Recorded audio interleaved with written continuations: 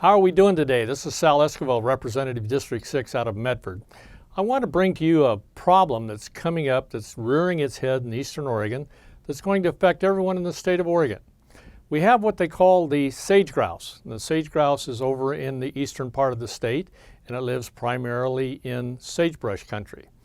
Now, we have a problem with an Endangered Species Act maybe coming up in October where they may be listed, and if they are listed, it'll virtually shut down 40% of the state of Oregon for any mining operations, for any activity whatsoever, timber, the whole thing. It will just stop it dead in its tracks. And let me explain why. Back in the 1880s, we had juniper trees. When we all seen those juniper trees out on the desert, and we've seen them around the Bend area, we've seen them around Lakeview, we've seen them all over the state. Well, in 1880, we only had about 1 million acres of Western Juniper, and they were right on the ridge tops. They weren't necessarily out where they're out today. Today, they have spread to approximately 10 million acres. So that's a substantial growth. And right now, they grow about 1.5% per year, or it's about 150,000 acres per year it's growing. What does that cause when it grows out like that? It causes a fire threat in eastern Oregon, which in turn affects the habitat of the sage grouse. It also affects the water table because, believe it or not, according to the information I've received, these trees, each one of those junipers, take 35 to 70 gallons of water per day. And if you can start counting the numbers of trees in eastern Oregon that you have that are juniper, you can just imagine what it does to the water table. It also affects the bunch grass because if the water table goes away, the bunch grass goes away. And it also affects the sagebrush because when the trees start up, wherever they're growing, sagebrush does not grow underneath them. Also, it affects mule deer habitat because they don't have the bunch grass that they need, they don't have the habitat that they need, and they don't have the water that they need. Now, getting back to the sage grouse, what they do, sage grouse will not go where there's trees.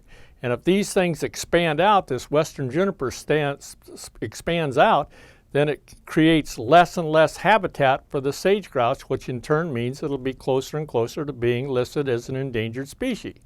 So how do we fix this problem? Oregon itself must come to grips with this problem, step up, and put its money up front to take care of this problem. If it's expanding at 150,000 acres a year, it costs about $100 per acre in order to clear the Western Juniper back to where it's supposed to be. If it costs that much, then for every year, it'll cost Oregon just about $15 million a year to stay even.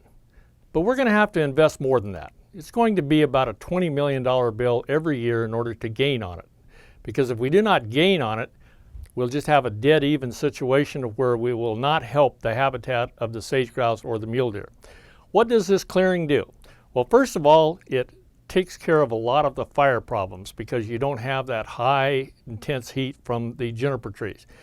It raises the water table because with these trees sucking up as much water as they do, it raises springs and it raises the water table itself.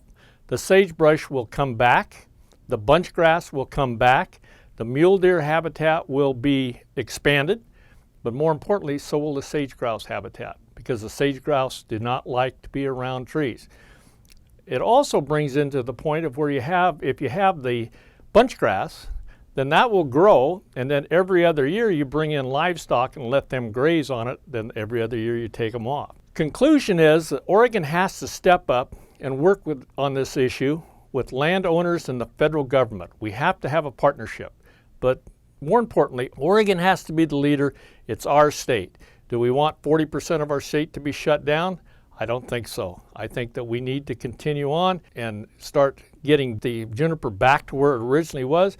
But more importantly, we have to have the monies and the resources available in order to protect the species, to keep it from going extinct. That's the report from the Capitol today. Thanks and have a good evening.